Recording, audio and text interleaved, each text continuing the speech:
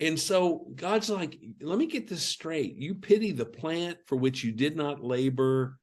You didn't make it grow. It came into being one day and was gone the next. Should I not pity Nineveh, that great city in which there are more than 120,000 people who don't know their right hand from their left, and also much livestock? Shouldn't I care about them? Jonah, you care about this plant.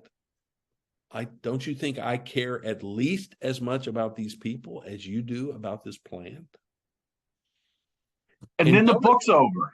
Yeah, well, you know why? I think it ends right there, because if Jonah says one more word, he's toast. That firework that he thought was going to be, I think, is headed right for him in his little booth.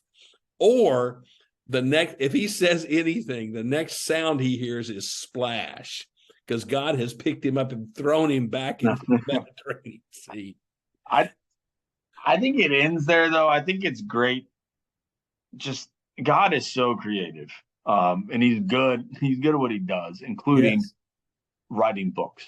Because this sits here, and then it allows us to choose our own adventure, kind of. Remember those books? Yeah, when I was growing up, write your own ending. Choose your own adventure. So you get to the end of a chapter, and then it would have two options, and you could choose like go which door you went to, or whatever. If you think that, or go to chapter. You move to this page, or you move to that page. It's like this is kind of a choose your own adventure, where we get to finish when we finish reading Jonah. Say, how would I respond to that? Like, put ourselves in Jonah's shoes and just kind of see how that plays out. Or maybe how would Jonah respond and see how it plays out? Does he get tossed in the lake, or does he respond positively and say, you know what, God, you're right. My bad.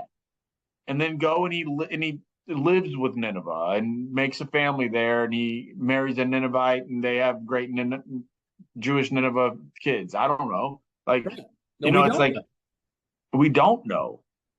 But this is the application for us. And so it's like I'd always looked at this and kind of received it as negative, like that it just ended, and man, Jonah never got it. We never got to see Jonah get it, and they didn't get it. Right. It'd be like if the story of Samson ended before his final scene. Yes. Where you're left with them not getting Jonah it. Chapter We don't have 5. proof. I want to read we don't have proof that Jonah got it.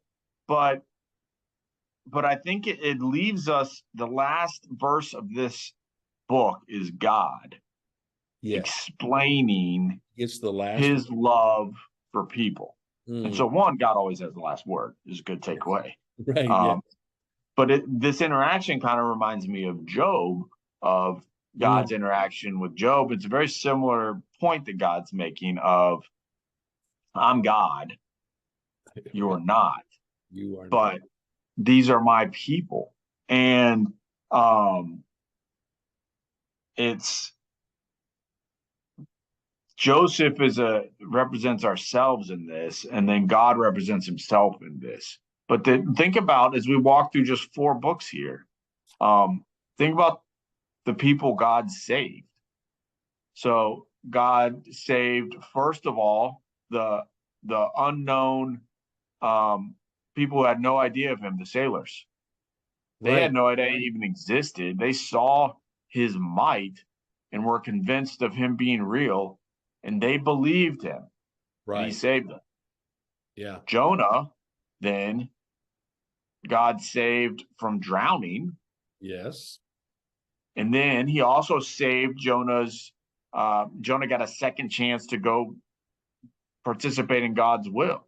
Then Jonah goes to Nineveh, and God saves Nineveh.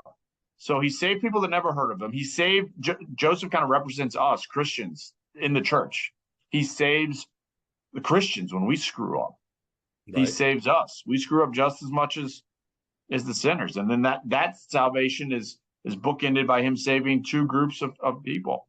The sailors kind of came to it on their own, and then the Ninevites were specifically given a chance. Yes. But all 3 of those people, the sailors on the boat in chapter 1, Jonah in chapter 2, and then the Ninevites in chapter 3, God saves them because, and this is key, they chose to obey him.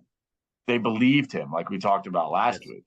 Right. And so wherever we are in our realm, whoever we're dealing with, God will save them. God will save us. God will save you when you choose to obey him and believe him. That's beautiful.